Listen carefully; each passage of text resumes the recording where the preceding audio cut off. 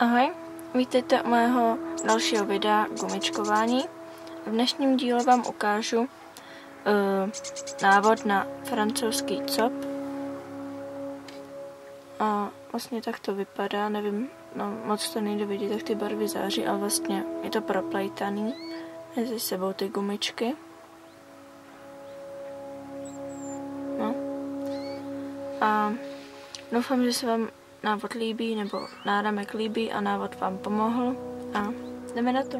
Takže k výrobě tohoto náramku budeme potřebovat 2 druhy gumiček a já jsem si vybrala takto zářivou žlutou a pak takovou tu hnědou se šedivými trojuhelníčky a S-klip,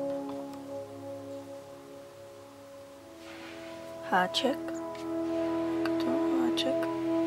a špejle nebo tušky nebo tyčky nebo něco, co jste si zvolili k držení těch gumiček.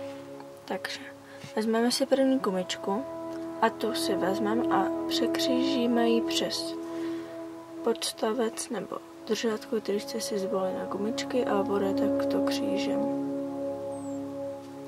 Poté si vezmeme druhou gumičku a tu už klasicky přetáhneme přes špejle nebo to, co máte, a budeme to dávat bez křížku, bude to normálně takto. A další gumička bude úplně stejně jako ta druhá. A dávejte si pozor na to, že musí být vždy 3 gumičky na tom držadle. Takže vezmeme si poslední gumičku a z obou stran ji přitáhneme přes všechny gumičky. Vezmeme si další gumičku a tu dáme takhle. A teďka vezmeme z levé strany gumičku, která je uprostřed mezi 2 gumičkama, a přitáhneme ji. A na pravé straně vezmeme gumičku, která je úplně ve spod. Abyste tady měli ty 2 barvy, které jste si zvolili, a tady každou jinou. Poté si vezmete další gumičku a to, co jsme udělali na levé straně, nebo teďkon si vezmeme gumičku z pravé strany, která je ve prostřed, přetáhneme a poté si vezmeme gumičku z levé strany úplně ze spoda a utáhneme. Vlastně teďkon budete mít 2 hnědé tady, nebo tady já budu mít 2 hnědé tady a 2 žluté tady, nebo takhle. Teďkon to mám zase naopak ty barvy. Takže takto. Teď si vezmete další gumičku, to opět přitáhnete a z levé strany vezmete prostřední gumičku, přitáhnete z pravé strany tu nejspodnější gumičku a opět mám ty stejné barvy u sebe a na pravé straně jiné. Vezmete si opět další gumičku, to přitáhnete a z pravé strany vezmete prostřední gumičku a z levé strany nejspodnější gumičku, tak abyste měli ty 2 barvy u sebe. Teď si vezmeme další gumičku a vlastně vidíme, že tady máme, nebo takto, tady máme vlastně 2 stejné barvy, tak dáme pryč tu, která není stejná, takže tu prostřední přitáhneme a tady z pravé strany vezmeme tu nejspodnější. Takto. Vezmeme si další gumičku a opět tady máme 2 stejné, tak si vezmeme tu prostřední, která není stejná, přetáhneme a z té druhé strany vezmeme tu nejspodnější, která je úplně stejná jako ta, kterou jsme přetáhli. Vezmeme si další gumičku, tu, takto, máme tady 2 stejné, tak vezmeme tu, která stejná není, takže tu prostřední, z druhé strany vezmeme tu nejspodnější. vlastně tady se nám už rýsuje ten náramek. Teď si vezmeme další gumičku, přitáhneme, tady máme dvě stejné, tak vezmeme tu prostřední, která stejná není, a z druhé strany vezmeme tu nejspodnější gumičku, přitáhneme.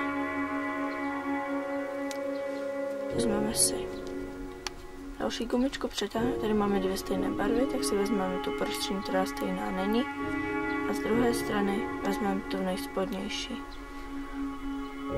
Vidíte? Vezmeme si další gumičku. Tady máme dvě stejné gumičky, tak vezmeme tu prostřední, která stejná není, a z druhé strany vezmeme tu nejspodnější. A tímto způsobem, nebo tímto postupem pokračujeme až do konce náramku.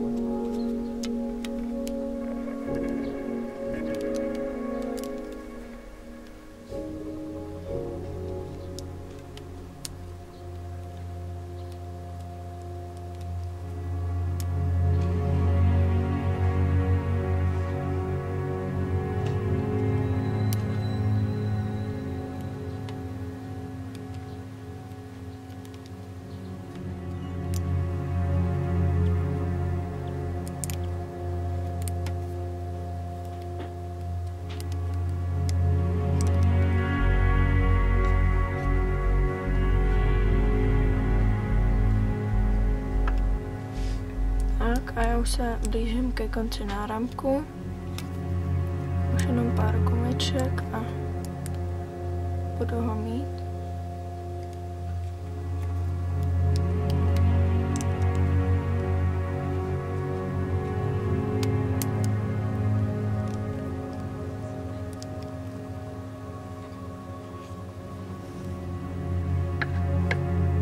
No a já už jsem vlastně jako u konce. Tak, když jste u konce náramku, tak si vezmete gumičku, tu přetáhnete